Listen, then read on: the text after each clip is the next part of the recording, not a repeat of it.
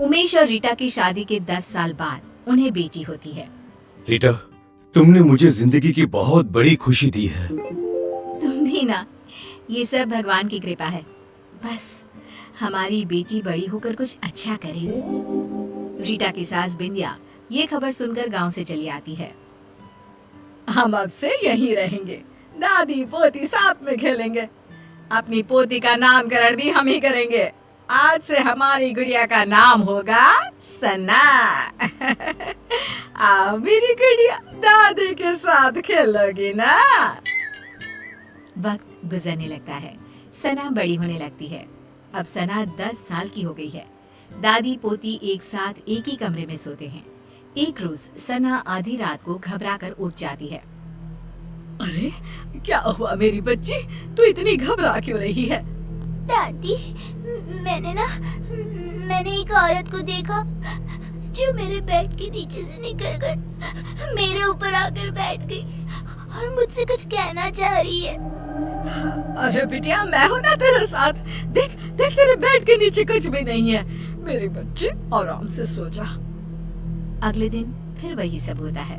फिर सना सपना देखकर उठ जाती है। दादी, सपने में फिर मैंने उसी औरत को देखा। वो फिर उसी तरह मेरे बेड के नीचे से मेरे ऊपर आकर बैठ गई है और मुझसे यहाँ से जाने को कह रही है। कौन हो सकती है और कोई तेरे सपने में क्यों आएगा? अच्छा बेटी, वो दिखने में कैसी है, तू बता सकती है? हाँ दादी, बड़ी बड़ी आंखें, गोल चेहरा, लंबे बाल, मोटी मोटी गाल, पतली दुबली, मानो जैसी कोई मॉडल हो। क्या? ये तो नीता है, लेकिन उसका तेरे सपने में आने का क्या मतलब है? दादी, ये नीता कौन है? अब कुछ नहीं मेरी बच्ची, तू सो जा। हाँ, अब बिंदिया की डर के मारे हालत खराब हो जाती है। वो रात भर सो नहीं पाती। अगली सुबह बिंदिया सारी बातें उमेश से कहती है। उमेश, वो वापस आ गई है। इस बार उसने अपना शिकार हमारी सना को बनाया है। सना को कुछ हो गया तो हम तो मर जाएंगे। क्या माँ, आप भी कैसी बातें कर रही हो? सपने से भला क्या होता है? कौन सा वो सच में निकल कर बाहर आ जाएगी? माँ, आप है ना कुछ ज्यादा ही सोच रही हैं। इस बात को यहीं खत्म कर दीजिए और देखिए, रीटा को इसके बारे में कुछ भी खबर नहीं होनी चाहिए। उमेश की बातें बिंदिया के दिमाग से आर पार हो जाती है और वो नीता के बारे में ही सोचती रहती है। पहले तो सना को सपने रात में आते थे, लेकिन अब तो उसे दिन में भी सपने आने लगते हैं। एक शाम जब सना सोकर उठती है और जोर जोर से रोने लगती है। नहीं, मेरी मम्मी को कुछ मत करना, मैं वो सब करूंगी जो तुम कहोगी। क्या हुआ मेरी बच्ची, तू रो क्यों रही है? मम्मा, वो आपको मार देगी।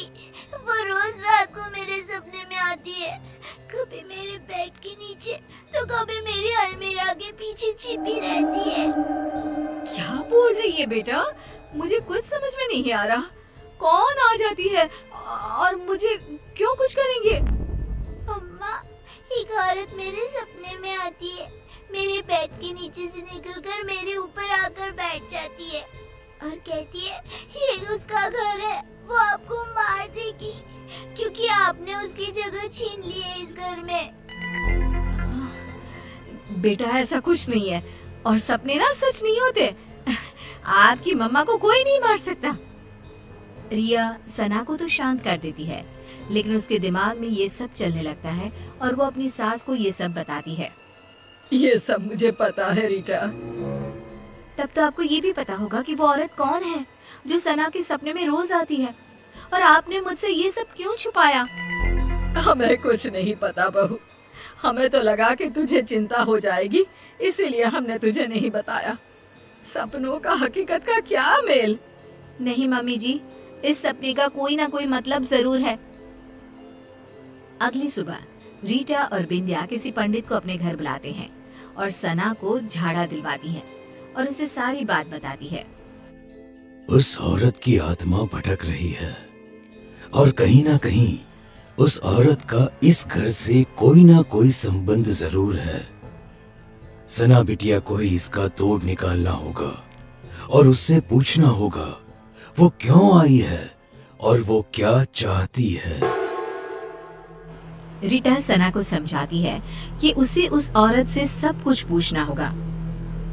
जब सब सो जाते हैं और सना को सपने दिखने शुरू हो जाते हैं, तब वो देखती है कि अलमीरा के पीछे से वही औरत झांक रही है और पंखे के ऊपर आकर बैठ गई है और वो सना को दिख रही है। सना उठकर बैठ जाती है। तभी वो औरत उसका गला दबाने लगती है और कहती है, बोला था ना, निकल जाओ इस घर से, ये घर मेरा है, नहीं गई तो दोनों माँ बेटी मरोगे मेरे हाथ से। कौन हो तुम?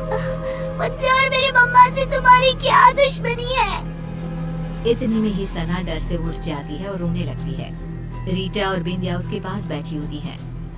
बेटा, तूने उससे पूछा या नहीं? इतने में ही उन लोगों को एक आवाज आती है।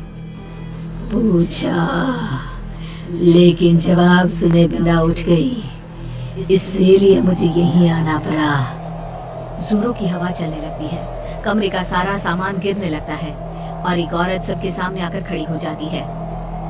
तुम कौन हो? बिंदिया, तू नहीं जानती मैं कौन हूँ? तू बताएगी इन लोगों को या मैं बताऊं? ये नीता है, एक मॉडल। उमेश और नीता एक दूसरे से प्यार करते थे और शादी करना चाहते थे, लेकिन हमने इन दोनों की शादी नहीं होने दी। हमें नाचने वाली बहू नहीं चाहिए थी, इसीलिए हमने उमेश से भी झूठ कह दिया कि नीता उसे धोखा देकर किसी और के साथ भाग गई है और उमेश की शादी तुमसे करवा दी। ये सब के पीछे तुम थी ना माँ? आपको पता था ना माँ कि मैं नीता के बिना नहीं रह सकता। ऐसा क्यों किया माँ तुमने? क्यों?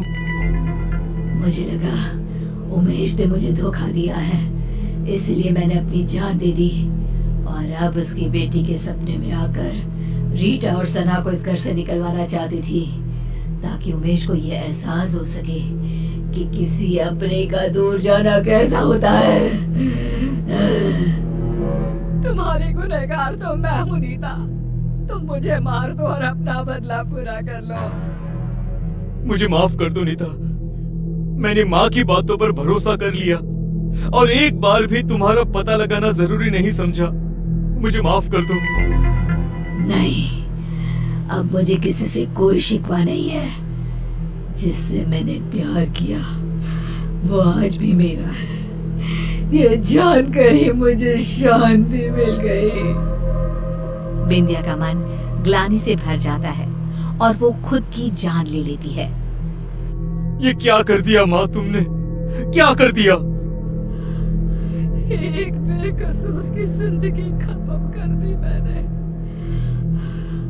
अब मुझे जीने का कोई हक नहीं बचा। हमें माफ कर देना नीता। बिंदिया की मौत हो जाती है और नीता की आत्मा को शांति मिल जाती है। उमेश नीता को अपनी पहली पत्नी का दर्जा देकर उसकी तस्वीर अपने घर में लगवा देता है और सना और रीटा के साथ खुशी खुशी जीने लगता है।